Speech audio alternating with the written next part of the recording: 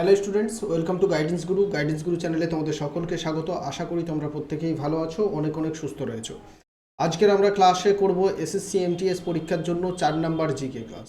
Previous ইয়ারের প্রশ্ন থেকে আমরা এই জিকে ক্লাসগুলো করছি। এর আগে আমরা 3টে ক্লাস করেছি, যদি না দেখে থাকো তাহলে চ্যানেলে পেয়ে যাবে, অবশ্যই দেখে নাও। আর এটার আলাদা করে আমি প্লেলিস্ট, অনেকেই বলেছে প্লেলিস্ট করার জন্য, আমি আজ একটা তোমাদের প্লেলিস্ট তৈরি করে দেবো। সেই প্লেলিস্টের মধ্যে সমস্ত ক্লাসগুলো পেয়ে যাবে। প্রত্যেক দিন সন্ধে 7টার সময় রেকর্ড ভিডিও ক্লাস আপলোড হচ্ছে আমাদের চ্যানেলে। কয়েকদিন পর আমরা এই ক্লাসটা লাইভ করাবো, ঠিক আছে? আর সকাল 9টার সময় তোমাদের জন্য স্ট্যাটিক জিকে এবং কারেন্টের টপিক ওয়াইজ কারেন্ট অ্যাফেয়ার্সের ক্লাস হচ্ছে, যেটা তোমাদের সমস্ত পরীক্ষার জিকে এখান থেকে কভার হয়ে যাবে, ঠিক আছে?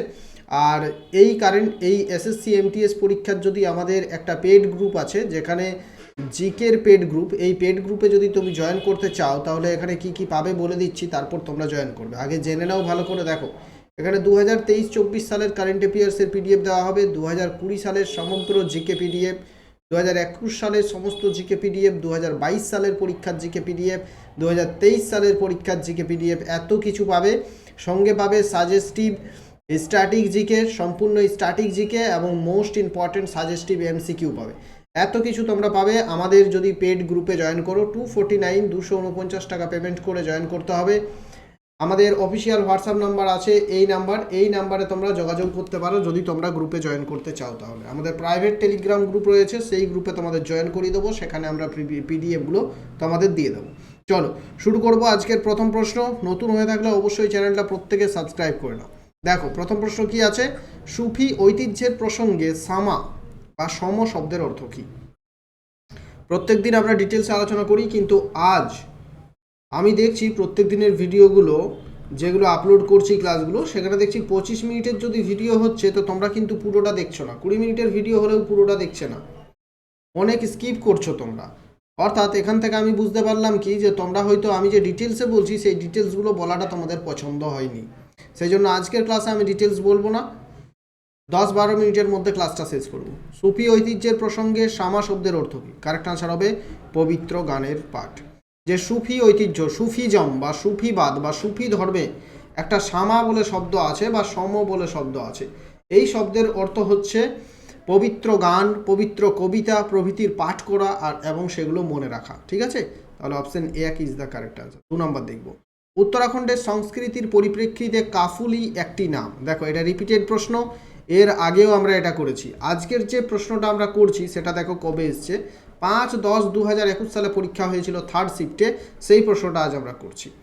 উত্তরাখণ্ডের সংস্কৃতির পরিপ্রেক্ষিতে কাফুলি একটা কি? কয়েকদিন আগেই তোমাদের যে ফার্স্ট শিফটেই হয়তো ছিল, আমি করিয়েছিলাম। কাফুলি হচ্ছে এক ধরনের খাবার যেখানে পালং শাক, মেথি এবং চিলি এইসব দিয়ে তৈরি করা হয়। এটা হচ্ছে একটা রন্ধন প্রণালী। উত্তরাখণ্ডের রন্ধন প্রণালী বা এক ধরনের ডিশ। 3 হচ্ছে, নিম্নলিখিত বিপ্লবীদের মধ্যে কে মাস্টারদা নামে পরিচিত? মোস্ট ইম্পর্টেন্ট প্রশ্ন, প্রত্যেকে আমরা জানি মাস্টারদা সূর্য সেন। মাস্টারদার নামে খ্যাত বিখ্যাত সূর্য সেন, বিপ্লবী সূর্য সেন, শহীদ সূর্য সেন, ঠিক আছে? Option 4 is the correct answer. এখানে হোমওয়ার্ক একটা দিয়ে দেবো তোমাদের, কত সালে মাস্টারদা সূর্য সেনের ফাঁসি হয়েছিল? কত সালে মাস্টারদা সূর্য সেনের ফাঁসি হয়েছিল তোমরা কমেন্ট করে প্রত্যেকে জানাবে, ঠিক আছে? এটা আমি আজকের হোমওয়ার্ক দিলাম, প্রত্যেকের কাছে কমেন্ট আশা করছি। আর প্রত্যেকে একটা লাইক করে দাও, তোমার বন্ধুদের সাথে বেশি বেশি করে শেয়ার করো। 4 নাম্বার হচ্ছে, প্রতি 5 বছরে পরিচালিত সিংহ শুমারি অনুসারে গুজরাটের গির বনাঞ্চলে এশিয়াটিক সিংহের সংখ্যা 2020 সালের জুন মাসে ড্যাশে দাঁড়িয়েছিল। অর্থাৎ 2020 সালের জুন মাসে এশিয়াটিক সিংহের সংখ্যা কত ছিল গুজরাটের গির অরণ্যে? প্রথমত এখান থেকে প্রশ্ন দেয় যে গির অরণ্যটা কোন রাজ্যে, তো গির অরণ্য হচ্ছে গুজরাট। প্রশ্ন দেবে যে নিম্নের মধ্যে কোন অরণ্যে সিংহ পাওয়া যায়, সেটা হচ্ছে গির। এখন প্রশ্নটা হচ্ছে যে কত সিংহ ছিল। তো ইম্পর্টেন্ট নয় এটা, কারণ এটা 2020 সালের রিপোর্ট। 2020 সালের রিপোর্ট আমাদের মনে রেখে লাভ নেই, ঠিক আছে? তাও তোমাদের আমি শুধু উত্তরটা বলে দেব, শুধু উত্তরটা জেনে রাখো। সিংহ ছিল 674টা। এখন এই রিপোর্টটা বর্তমানে কত আছে সেটা তোমাদের জানতে হবে, যদি কেউ জানো কমেন্ট করো, ঠিক আছে? নেক্সট দেখো 5 নাম্বার, নিচের কোন ক্রীড়াবিদ 2012 সালের লন্ডন অলিম্পিকে রৌপ্য পদক জিতেছেন? এটা কিন্তু ইম্পর্টেন্ট। অলিম্পিকের যে প্রশ্নগুলো দেই বা স্পোর্টস থেকে যে প্রশ্নগুলো দেই সেটা কিন্তু অনেক সময় অনেক পুরনো প্রশ্ন। যে 2015 সালের ক্রিকেট বিশ্বকাপ কোথায় হয়েছিল, 2019 সালের কোথায় হয়েছিল, 2012 সালের অলিম্পিক কোথায় হয়েছিল, এই ধরনের প্রশ্ন দেয়। তো নিচের কোন ক্রীড়াবিদ 2012 সালের লন্ডন অলিম্পিকে রৌপ্য পদক জিতেছিল? কে হবে? লন্ডন অলিম্পিকে রৌপ্য পদক জিতেছিলেন Sushil Kumar. Option 2 is the correct answer. পরবর্তী 3 নম্বর প্রশ্ন দেখব, my journey transforming dreams into action শিরোনামের বইটি কে লিখেছেন? বইটার নাম হচ্ছে my journey transforming dreams into action. এই বইটি কে লিখেছেন? এই বইটি লিখেছেন ভারতের মিসাইল ম্যান, ভারতের প্রাক্তন রাষ্ট্রপতি APJ আব্দুল কালাম। মাই journey transforming dreams into action. পরবর্তী দেখব 7, ভারতের নিচের কোন রাজ্যে বান্নি নামের মহিষের জাত প্রধানত পালন করা হয়? ইম্পর্টেন্ট প্রশ্ন, এসএসসি পরীক্ষার জন্য বহুবার এসএসসি পরীক্ষায় এসছে। এই বান্নি হচ্ছে এক ধরনের মহিষ, এক প্রজাতির মহিষ। এটা কোন রাজ্যে পাওয়া যায়? এই বান্নি মহিষ পাওয়া যায় গুজরাটে। ঠিক আছে, নেক্সট দেখবো আমরা 8, নিচের কোন রাজ্যের সাথে তেরাহ তালি নামের লোকনৃত্য ঐতিহ্যগতভাবে যুক্ত? অর্থাৎ তেরা তালি যে লোকনৃত্য বা ফোক ডান্স, সেটা কোন রাজ্যের? কি হবে correct answer? Rajasthan is the correct answer. রাজস্থানের একটি লোকনৃত্যের নাম হচ্ছে তেরা তালি। 9 হচ্ছে, নিচের কোন নদী কর্ণাটকের কুঞ্চিকল জলপ্রপাত গঠন করেছে? দেখো, আগে আমরা জানতাম কি যে ভারতের উচ্চতম জলপ্রপাত হচ্ছে যোগ জলপ্রপাত বা ইন্দিরা গান্ধী জলপ্রপাত, যেটা শরাবতী নদীতে অবস্থিত। কিন্তু বর্তমানে ভারতের উচ্চতম জলপ্রপাতের নাম হচ্ছে কাঞ্চিকল জলপ্রপাত বা কুঞ্চিকল জলপ্রপাত। এই জলপ্রপাতটা কোন নদীতে? এটা বারাহি বা ভারাহি নদীতে। এটা হচ্ছে ভারাহি নদী। এটাও রয়েছে কোথায়? কর্ণাটকে। আর এই যোগ জলপ্রপাতটাও ছিল কর্ণাটকে। 10 নম্বর দেখব, নিম্নলিখিত কোন কারণে মেড হেটার্স রোগ নামক রোগের জন্য দায়ী? আশা করি অনেকেই এই রোগের নামটা নতুন শুনলে, কারণ এতদিন আমরা পরীক্ষায় যেসব রোগের নাম শুনেছি তো সেগুলো এই মেড হেটার্সটা বেশি পরীক্ষায় আসে না। মেড হেটার্স মানে হচ্ছে made haters disease. Made haters কেন বলা হচ্ছে এটা? কারণ 18 শতক থেকে 20 শতকের সময়কালে এই রোগটা কাদের বেশি হতো জানো? যাদের টুপি শিল্পের সঙ্গে যুক্ত, টুপি নির্মাণ কাজের সঙ্গে যুক্ত, তাদের এই রোগটা হতো। একটু ম্যানেজ করে নেবে, কারণ আমি রোড সাইডের বাড়িটা, সেই জন্য একটু সাউন্ডের সমস্যা হচ্ছে প্রত্যেক দিনই। তো মেড হেটার্স রোগ নামক রোগের জন্য দায়ী এটা হচ্ছে পারদ বা মারকারি। পারদের গুঁড়ো নাকের মধ্য দিয়ে শ্বাস প্রশ্বাসের মধ্য দিয়ে ঢুকলে বা সেটা কিন্তু পারদের ফলে এটা হয়ে থাকে। 11 নম্বর প্রশ্ন, 31 জুলাই 2020 পর্যন্ত নিম্নলিখিত রাজ্যগুলির মধ্যে কোন রাজ্যের আইনসভার একটি উচ্চকক্ষ ছিল? দেখো, কেন্দ্রের আইনসভার যেমন দুটো কক্ষ, রাজ্য উচ্চকক্ষ নিম্নকক্ষ। উচ্চকক্ষ হচ্ছে রাজ্যসভা, নিম্নকক্ষ হচ্ছে লোকসভা। তেমনি বিভিন্ন রাজ্যেও কিছু কিছু রাজ্যেও দুটো কক্ষ আছে। এটা হচ্ছে উচ্চকক্ষ হচ্ছে বিধান পরিষদ এবং নিম্নকক্ষ হচ্ছে বিধানসভা। পশ্চিমবঙ্গেও এর আগে বিধান পরিষদ ছিল, কিন্তু পরে পশ্চিমবঙ্গের বিধান পরিষদকে বিলুপ্ত করে দেওয়া হয়েছে। বর্তমানে পশ্চিমবঙ্গে শুধুমাত্র বিধানসভাই আছে। তো এই রাজ্যগুলোর মধ্যে, এই যে অপশানে দেখতে পাচ্ছ, এই রাজ্যগুলোর মধ্যে কোন রাজ্যে আগে মানে এই যে 2020 সাল পর্যন্ত বিধান পরিষদ ছিল? কারেক্ট আনসার হবে কর্ণাটক। বর্তমানেও কর্ণাটকে বিধান পরিষদ আছে। বর্তমানে ভারতের 6টি রাজ্যে বিধান পরিষদ আছে। ঠিক আছে, 12 নম্বর দেখব, রিকেট নামক রোগে শরীরের কোন অংশ সরাসরি আক্রান্ত হয়? রিকেট হচ্ছে একটা হাড়ের রোগ, যেটা শিশুদের যে রোগটা হয়ে থাকে ভিটামিন ডি এর অভাবে, সেটা হচ্ছে রিকেট। বয়স্কদের ভিটামিন ডি এর অভাবে যে রোগটা হয়ে থাকে সেটা হচ্ছে অস্টিমেলেসিয়া। এটা হচ্ছে হাড়ের রোগ। 13 নম্বর দেখব, কোন রাজ্য বা কেন্দ্রশাসিত অঞ্চল ঐতিহ্যগতভাবে ইয়াখনি নামক দই ভিত্তিক গ্রেভি ডিশের সাথে যুক্ত? একটা ডিশ বা একটা খাবারের নাম হচ্ছে ইয়াখনি। ঠিক আছে, এইরকম নামটা ইয়াখনি বা IYAKHAN। ইয়াখনি একটা খাবারের নাম, যেটা দই ভিত্তিক গ্রেভি ডিশ, মানে দই দিয়ে তৈরি করা হয় এক ধরনের গ্রেভি ডিশ। এটা কোন রাজ্যের?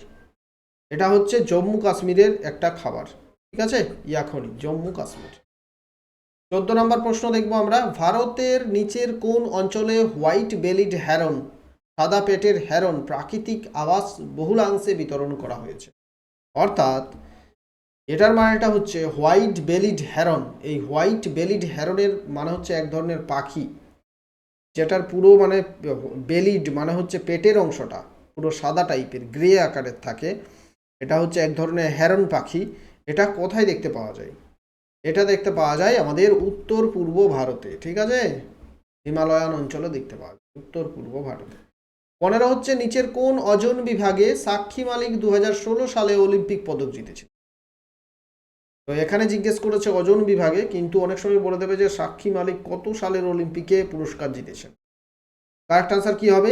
58 কেজি ওজন বিভাগে। এটা তোমাদের মনে রাখার দরকার নেই। এই প্রশ্নটা তোমাদের আর ইম্পর্টেন্ট নয়। যেগুলো ইম্পর্টেন্ট নয় আমি তোমাদের বলে দেবো। 16 হচ্ছে ভারতীয় অর্থনীতির কোন খাত 2019-20 সালে ভারতে সরাসরি বিদেশি বিনিয়োগের দ্বিতীয় বৃহত্তম প্রাপক ছিল? অর্থাৎ 2019-20 সালে যে ভারতে বিনিয়োগ করা হয়েছিল সেটা কোন খাতে বা কোন সেক্টরে সব থেকে বেশি বিদেশি বিনিয়োগ পেয়েছিল? এটা ইম্পর্টেন্ট নয়, পুরনো প্রশ্ন, তোমরা স্কিপ করতে পারো, তাও উত্তর বলে দিচ্ছি। কম্পিউটার, সফটওয়্যার এবং হার্ডওয়্যার, এই সেক্টরটা সব থেকে বেশি বিদেশি বিনিয়োগ পেয়েছিল। সকাল 9টার সময় আমাদের টপিক ওয়াইজ কারেন্ট অ্যাফেয়ার্সের ক্লাসটা দেখবে। সেখানে এই ধরনের যত রকমের টপিক ভিত্তিক, অধ্যায় ভিত্তিক প্রশ্নোত্তর আমি তোমাদের করিয়ে দেবো। 17 দেখব ভারতের সংবিধানের নিচের কোন অনুচ্ছেদে বলা হয়েছে যে সংসদের ইউনিয়ন তালিকায় গণনা করা যে কোনো বিষয়ে আইন প্রণয়ন একচেটিয়া ক্ষমতা রয়েছে? কার একচেটিয়া ক্ষমতা রয়েছে? সংসদের। কোন অনুচ্ছেদে বলা হয়েছে যে সংসদের ইউনিয়ন তালিকায়, অর্থাৎ ইউনিয়ন তালিকা বলতে কি, যে কেন্দ্রীয় তালিকা। 3 ধরনের তালিকা থাকে, এক হচ্ছে ইউনিয়ন তালিকা, ইউনিয়ন লিস্ট, এক হচ্ছে স্টেট লিস্ট মানে রাজ্য তালিকা, এক হচ্ছে কনকারেন্ট লিস্ট মানে হচ্ছে যৌথ তালিকা। তো 3টে তালিকার মধ্যে যে ইউনিয়ন লিস্ট, সেই ইউনিয়ন লিস্টে সংসদের একচেটিয়া অধিকার থাকে আইন প্রণয়ন করা। এটা কত নাম্বার ধারায় বলা হচ্ছে? এটা হচ্ছে আর্টিকেল 246, 246 নম্বর ধারায় এটা বলা হয়। একটা প্রশ্ন থাকে যে কোন বিষয়টা দুটো তালিকাতেই আছে, কেন্দ্রের তালিকাতেও আছে, রাজ্যের তালিকাতেই আছে? এটা হচ্ছে এডুকেশন বা শিক্ষা। এই শিক্ষার বিষয়টা হচ্ছে দুটো তালিকাতেই আছে। আরও অনেক আছে যেগুলো দুটো তালিকাতেই আছে, কিন্তু এই শিক্ষাটা হচ্ছে ইম্পর্টেন্ট। পরবর্তী হচ্ছে 18, নিচের কোন অক্ষাংশের সমান্তরাল মকর ক্রান্তি রেখাকে প্রতিনিধিত্ব করে? তার মানেটা কি বলতে চাইছো বুঝতে পারছো তো? এটার মানেটা বলতে চাইছে যে মকর ক্রান্তি রেখা মানে কোন রেখাটা? উত্তর 23.5 ডিগ্রি উত্তর গোলার্ধ, 66.5 ডিগ্রি দক্ষিণ গোলার্ধ, 23.5 ডিগ্রি দক্ষিণ গোলার্ধ, 66.5 ডিগ্রি উত্তর গোলার্ধ। তো আমরা জানি যেটা 23.5 ডিগ্রি উত্তর সেটা হচ্ছে কর্কট, আর যেটা হচ্ছে 23.5 ডিগ্রি দক্ষিণ এটা তো আমরা 7-8 ক্লাস থেকে পড়ে আসছি, এটা হচ্ছে মকর। তাহলে দক্ষিণ গোলার্ধে 23.5 ডিগ্রি মানে হচ্ছে মকর ক্রান্তি। বোঝা গেছে? 19 নম্বর প্রশ্ন দেখব, নিচের মধ্যে কাকে American historical association honorary foreign member award 2019 দিয়ে সম্মানিত করেছে? এটা আমি উত্তরটাও বলবো না, কারণ এটা তোমাদের দরকার নেই। বেশি উত্তর জানলে, এটার উত্তর জানলে বেকার কনফিউশন হবে। তো প্রশ্নটা শুধু রেখেছি জানার জন্য যে এই ধরনের প্রশ্ন তোমাদের পরীক্ষায় আসছে, তাই এটা উত্তরটা জানার দরকার নেই, আসবে না পরীক্ষায়। 20 হচ্ছে গুপ্ত প্রশাসনের পরিপ্রেক্ষিতে ভীতি শব্দটির উল্লেখ কি? যে গুপ্ত শাসন ব্যবস্থা ছিল, গুপ্ত ডাইনেস্টির সময় গুপ্ত শাসন ব্যবস্থা যেটা ছিল তার ভিত্তিতে এই যে একটা ভীতি, তাদের সে সময় একটা ভীতি শব্দ প্রচলিত ছিল। এই ভীতি শব্দটির মানে কি?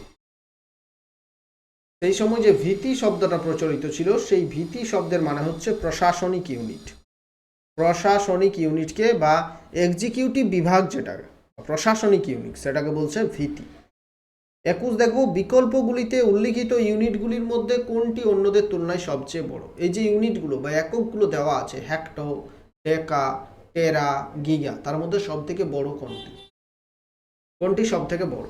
দেখো, মিলি, সেন্টি, ডেসি, মিটার, ডেকা, হেক্টর, কিলো, মিটার এইভাবে আছে। তাহলে হেক্টর পরে আছে, কিলোর পরে যেমন জিবিটা ধরো কিলোবাইট, তারপর মেগাবাইট, তারপর গিগাবাইট, তারপর terabyte.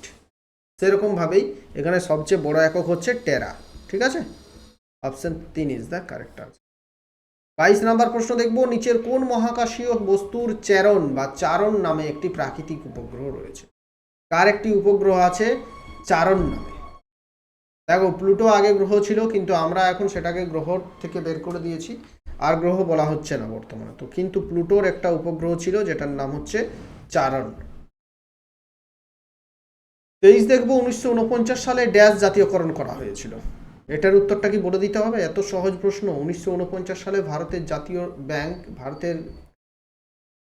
Bank reserve bank of ইন্ডিয়ার জাতীয়করণ করা হয়েছিল 1949 সালে। এর ন্যাশনালাইজেশন করা হয়েছে। আরেকটা প্রশ্ন থাকে যে 1969 সালে কতগুলো সরকারি ব্যাংকের জাতীয়করণ করা হয়েছিল? তো 14টি সরকারি ব্যাংকের জাতীয়করণ। আরবিআই কবে প্রতিষ্ঠা হয়েছিল? 1935 সালে। ঠিক আছে। 24 নম্বর প্রশ্ন দেখো, নিচের মধ্যে কে মানবিক বিভাগে ইনফোসিস পুরস্কার 2019-এর প্রাপক ছিলেন?